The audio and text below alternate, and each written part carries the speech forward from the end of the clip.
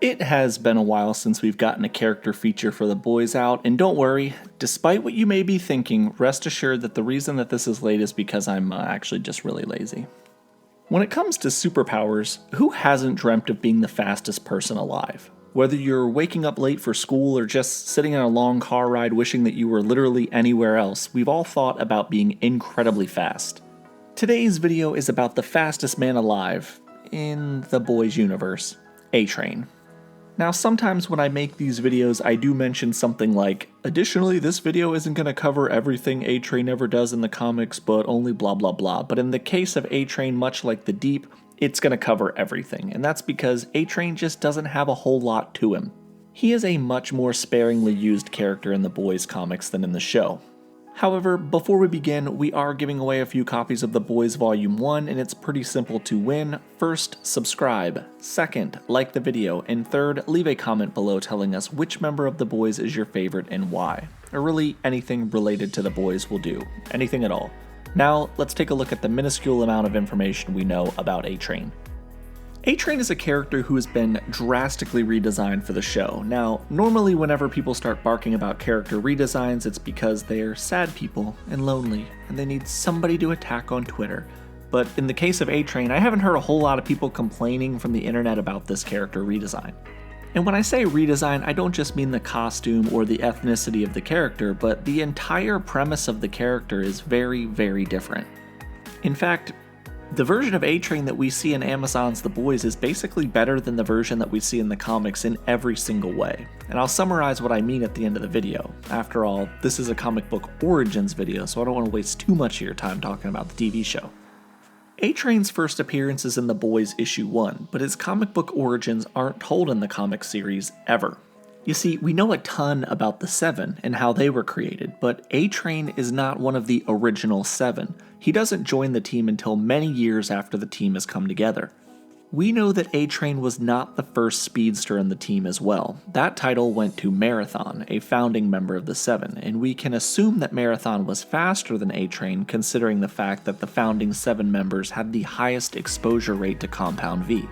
However, as I've covered in the Homelander video, Marathon was killed during the events of 9/11 by Homelander when he flew through a jumbo jet, just cuz Homelander things. And after Marathon died, the team needed a new speedster, and in comes A-Train.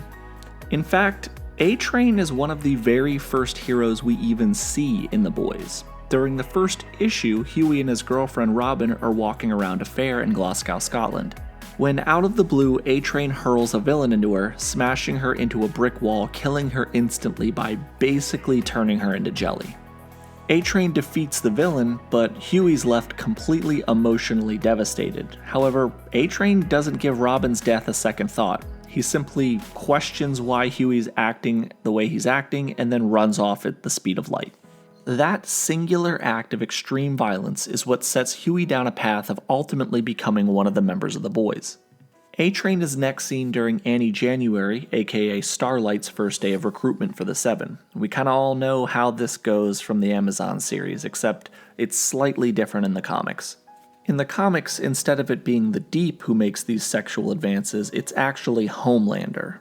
When A-Train and Black Noir show up, Annie's relieved, believing that Homelander's under some type of mind control. However, that's not the case at all. They just join in. And one thing about Garth Ennis, the writer and creator of The Boys, is that when he wants you to know a character's a piece of shit, he basically tells you immediately. After the initial sexual assault, it's easy to see that A-Train and Annie have a very rocky professional relationship. During some meetings of the Seven, the Vought American Corporation attends, partially to observe, but also to kinda guide and check authority, and when Annie tries speaking up and asserting herself in meetings, A-Train starts making inappropriate sexual advances and simulating sexual noises. The act of doing this infuriates Homelander, who despite being the ringleader of the assault, is extremely guarded in front of the Vought American Corporation. Directly after the meeting, Homelander puts A-Train in his place, and you really start to see just how scared everybody in the Seven is of Homelander. However, Homelander and the rest of the Seven show A-Train fairly little respect, usually delegating work to him that's quite menial. For example, as punishment for his actions in front of Vought, Homelander required that he and Starlight clean up after the reanimated, semi-zombified Lamplighter. If you want to learn more about how Lamplighter got that way, check out our video on him.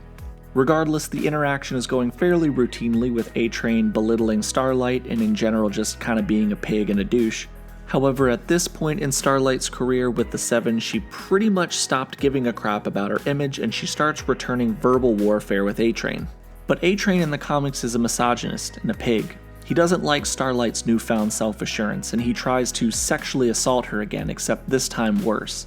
A struggle ensues and Starlight nearly burns A-Train's eyes out of his skull. When the fight is broken up, A-Train demands that Homelander do something to Annie January as retaliation for burning his eyes, and Homelander basically tells him no and shrugs it off, just going to further emphasize how little respect Homelander has for A-Train. Eventually, as we've covered in much greater detail in Homelander's video, a superhero coup is announced. Homelander seizes the White House and kills the president, and fellow members of the Seven, the Deep, and A-Train just kinda don't go. Instead, while all of this is down, A-Train just leaves. He says, "I'm gonna go check into the Mandarin and chill for a couple weeks." However, during an off-panel act, he's captured by Butcher, and Butcher presents him to Hughie with the intention of finally getting Hughie to kill. Butcher plays for Hughie audio footage of A-Train and the Seven discussing Robin's death and pretty much laughing about it. Even this isn't enough to get Hughie to kill A-Train, but Hughie starts berating him for all of the pain that he's caused him in his life, and A-Train starts begging for his life and crying. When Butcher plays for Hughie the Seven's conversation about the sexual assault that took place between Starlight, Homelander, A-Train, and Black Noir, Hughie finally murders A-Train by kicking him in the head, decapitating him. Thus ends the miserable existence of one of the worst members of the Seven, A-Train.